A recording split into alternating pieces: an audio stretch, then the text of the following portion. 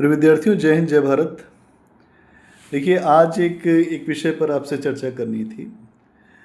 आज मैं आपको एक बात बताता हूँ कि अगर भारत के इतिहास को देखें आप, तो जब भारत में अंग्रेज आए, अंग्रेज़ों का आना आप सब लोग पढ़ते होंगे।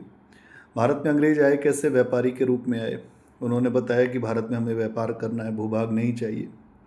और उन्होंने बहुत सारी बातें बताई। जैसे उन्होंने ये भी बताया कि भारत एक असभ्य देश है, बर्बर देश है और यहाँ पर जंगली लोग रहते हैं। और उनके देश में बहुत सारी बातें और भी चलती थी, जैसे हमें जो पूरब के देश जो भी हैं उन देशों में जाकर सभ्यता का सिद्धांत फैलाना है, या श्वेत लोगों का भार है ऐसे देश। तो जब भारत में वो आए, उन्होंने सबसे पहले यहाँ के लोगों को अपने से बहुत हेय समझा, नस्ली आधार पर अपने आप को श्रेष्ठ माना। और भारत के लोगों को बहुत अच्छा स्थान कभी नहीं देते थे अंग्रेज। अंग्रेज़ों का नेचर ऐसा है, इतिहास में अगर आप देखेंगे तो भारत में जितनी भी शक्तियाँ आईं, सभी शक्तियाँ भारत में आकर यहाँ की हो गई, लेकिन अंग्रेज कभी भारत के नहीं हो पाए। उन्होंने अपने आप को हमेशा यहाँ के समाज से, संस्कृति से काट के रखा और बिल्कुल अलग एक तरह से अपनी सोसाइटी को रखा। इसीलिए आप जानते भी होंगे, आप सभी जानते हैं कि अंग्रेज़ भारत के अलग अलग हिस्सों में रहे और वहाँ पर वो जो वहाँ रहते थे उस इलाके को वो कहते थे सिविल लाइन। हर शहर में आपको सिविल लाइन मिल जाएगा। अगर आप इलाहाबाद में जाइए, मेरठ में जाइए, चाहे दिल्ली में जाइए, कहीं भी जाएंगे बड़े शहरों में आपको सिविल लाइन मिल जाएगा।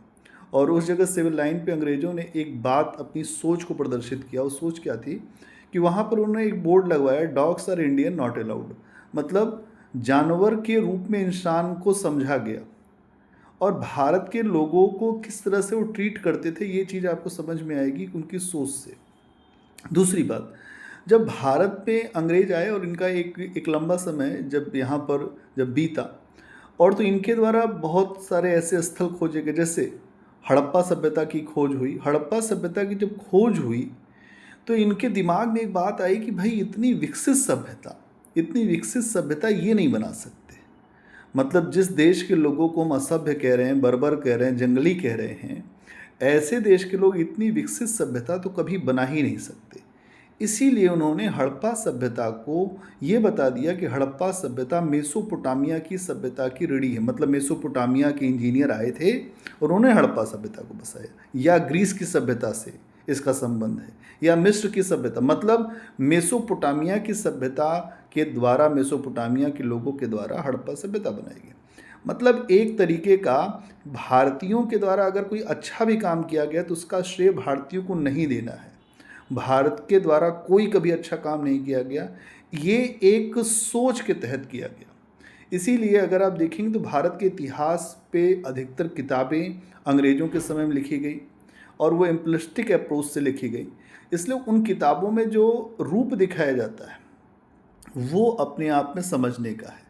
इसीलिए जब भी हम इतिहास को पढ़ें तो ये ज़रूर देखें कि उस पर सोच क्या है, अप्रोच क्या है, और अच्छे तरीके से समझने का प्रयास करें।